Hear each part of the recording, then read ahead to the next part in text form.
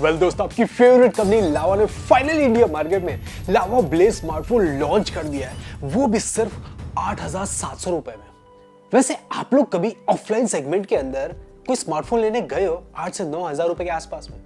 सबसे पहली चीज आप लोग क्या देखते हो? डिजाइन एक ऐसी चीज है जो पब्लिक ज्यादातर केस के अंदर सबसे पहले नोटिस करती है। समझ लीजिए लावा ने एक परफेक्ट ऑफलाइन सेगमेंट वाला स्मार्टफोन लॉन्च कर दिया। यस दोस्तों, एक ऑफलाइन सेगमेंट के अंदर पब्लिक जो भी इच्छा रखती है वो सारी की सारी इच्छा ये स्मार्टफोन फुलफिल कर देता है। लेकिन फिर भी ये स्मार्टफोन खरीदने लायक नहीं है। इस स्मार्टफोन के लिए लावा की तारीफ डेफिनेटली बनती है, क्योंकि लावा ने बहुत सारी अच्छी चीजें की है, लेकिन एक बेसिक फंडा को भूल गई है लावा। और माइट भी एक सॉलिड रीजन है क्यों लावा सक्सेसफुल नहीं हो पा रही इंडिया मार्केट में। ये वीडियो आपके लिए बहुत ज्यादा इंटरेस्टिंग होने वाला है, क्योंकि इस वीडियो के अंदर आप लोग सिर्फ स्मार्टफोन के बारे में नहीं सीखोगे, बल्कि स्मार्टफोन ब्रांड से होने वाली गलती के बारे में भी सीखोगे। कंपटीशन को एनालाइज ना करके क्या बड़ी गलती ब्रांड कर सकती है वो भी आप लोग सीखोगे। सबसे पहले स्मार्टफोन की तारीफ बनती है। स्मार्टफोन के अंदर ऑफलाइन सेगमेंट को टारगेट करने के लिए डिजाइन जितनी ज्यादा ब्यूटीफुल हो उस चीज का ध्यान रखा है लावा ने इस स्मार्टफोन के अंदर। बैक साइड से जो आपको लुक मिलता है वो कुछ रियलमी फोन से इंस्पायर्ड या फिर आईफोन से इंस्पायर्ड आपको लगता है।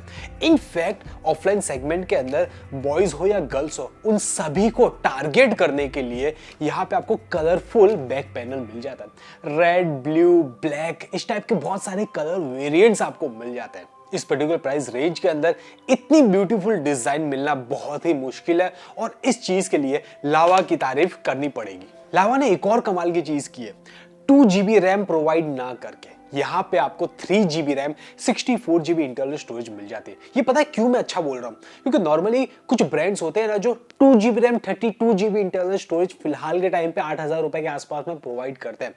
ना 2GB रैम काम का है, ना 32GB इंटरनल स्टोरेज काम किया है। लावा ने यहाँ पे प्रैक्टिकल काम किया है।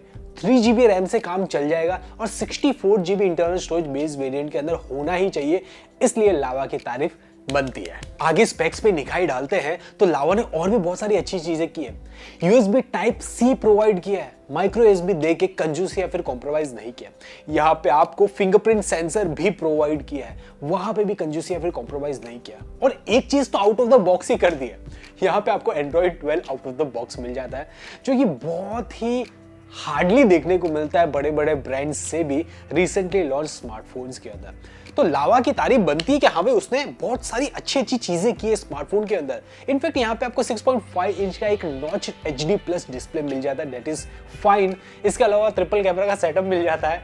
स्मार्टली काम किया है, दिखना चाहिए, जो दिखता है वो बिकता है, उस हिसाब से यहाँ पे आपको ट्रिपल कैमरा दिखा दिया है। यस, हमें मालूम है कि भाई प्रैक्टिकली वो चीज काम की नहीं होती। यहाँ पे आपको 13 मेगापिक्सल का मेन कैमरा मिल जाता है। इसके अलावा आपको डेप्थ सेंसर, AI लेंस दे देते हैं। AI लेंस किसी काम का नहीं होता, लेकिन जैसे कि मैंने आपको कहा जो दिखता है वो बिकता है, तो उस चीज को फोकस किया है। और लावा ने ये जो काम किया है ना, इसका लिटरली यानी कि विदाउट एनी बायसनेस उसकी तारीफ बनती है। उसने अच्छा काम किया है। इनफैक्ट 8 मेगापिक्सल का आपको सेल्फी कैमरा भी मिल जाता है। लेकिन लावा की सबसे बड़ी मिस्टेक पता है क्या है? स्मार्टफोन हम लोग खरीदते हैं तो ऑब्वियसली हम लोग उसको सिर्फ दिखाने के लिए नहीं खरीदते, हम लोग उसको यूज करने के लिए खरीदते हैं। स्मार्टफोन यूज कर रहे हो तो उसके अंदर प्रोसेसर इंपॉर्टेंट रोल प्ले करता है।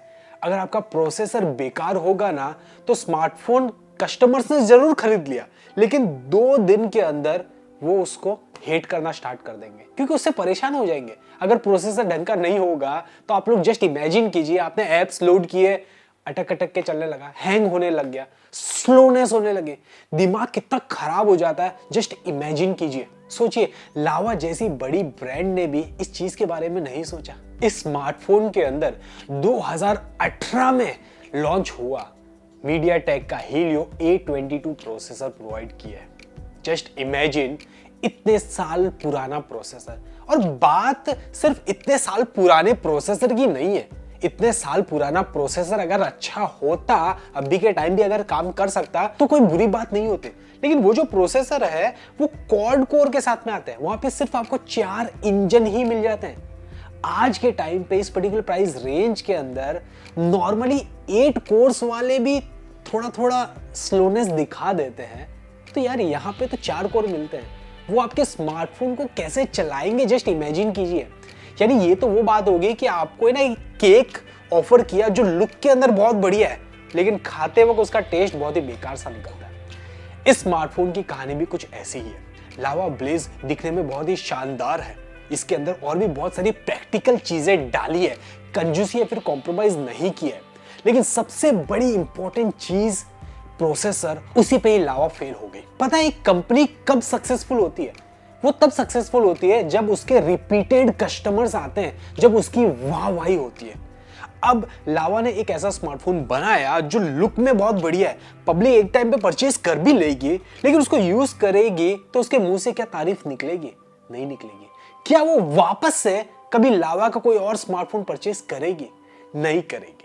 इसी वजह से लावा ब्रांड सक्सेसफुल नहीं हो पा रही। उसका काफी सॉलिड रीजन ये है कि वो है ना स्मार्टफोन के अंदर जो जरूरत वाली चीज होती है ना वो प्रोवाइड नहीं करते। अभी इसके कंपैरिजन में हम लोग कंपटीशन को देख लेते हैं, हम लोग इन्फिनिक्स को देख लेते हैं।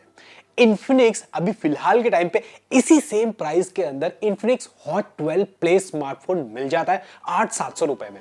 वहां पे आपको 1 GB रैम एक्स्ट्रा मिलता है, 4 GB RAM, 64 GB internal storage. हालांकि वो भी मैटर वाली बात नहीं है, लावा के अंदर भी आपको 3 GB का रैम मिल जाता है, दैट इज फाइन।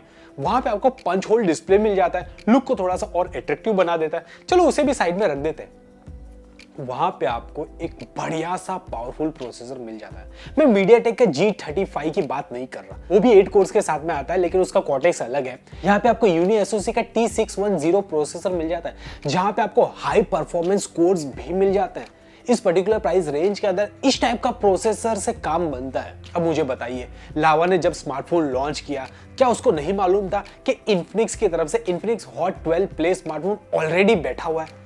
उसके अंदर 1 GB रैम एक्स्ट्रा मिल रहा है, पंच होल डिस्प्ले मिल रहा है, 6000 mAh की बड़ी बैटरी मिलती है, 90 हर्ट्ज का रिफ्रेश रेट वाला डिस्प्ले मिल जाता है। उसके सामने स्मार्टफोन लॉन्च किया, वो भी 2018 वाला प्रोसेसर, 4 कोर्स के साथ में, Helio A22। जिस पब्लिक को थोड़ी सी भी नॉलेज होगी ना, वो कंप्लीटली स्मार्टफोन को अवॉइड ही कर देगा। कौन सी पब्लिक लेने जाएगी? ऑफलाइन सेगमेंट के अंदर ही पब्लिक लेने जाएगी, वो भी वो पब्लिक जिनको डिजाइन पसंद आ जाए। अच्छा, लावा की मैंने एक और चीज मिस कर दी, यहाँ पे आपको बैक स्पीकर नहीं बल्कि बॉटम फायरिंग स्पीकर मिल जाता है। तो लावा अच्छा काम कर रहा है, नो डाउट एट ऑल, लेकिन उसको बेसिक फंडामेंटल को पकड़ना चाहिए। पब्लिक जिस चीज के लिए स्मार्टफोन ले रही है वो कम से कम देना चाहिए। अभी लुक बेकार होगा, एक बार कवर बैक कवर लगा के काम चल जाएगा, लेकिन फोन के अंदर यार प्रोसेसर ही बेकार होगा, पब्लिक उसको यूज ही नहीं कर पाएगी, तो फोन लेने का तुक ही नहीं बन पाएगा ना। चलो इसी के साथ में वीडियो एंड करते हैं, लेकिन एक सवाल आप सभी से, 8,700 रुपए में आप लोग लावा ब्लेज स्मार्टफोन लेना पसंद करोगे या फिर इन्फिनिक्स हॉट 12 प्ले स्मार्टफोन? हमें नीचे कमेंट में जरूर बताइएगा। बाय द वे, हमने आपके लिए बहुत मेहनत से मोटो G42 वर्सेस मोटो G52 का एक मैसिव कंपैरिजन वाला वीडियो बना के रखा है। आई गेस आपने अभी तक चेकआउट नहीं करके रखा तो फटाफट से जाके चेकआउट कर लीजिए। मिलता हूं नेक्स्ट वीडियो में, तब तक के लिए tata bye bye, this is Vivek signing of.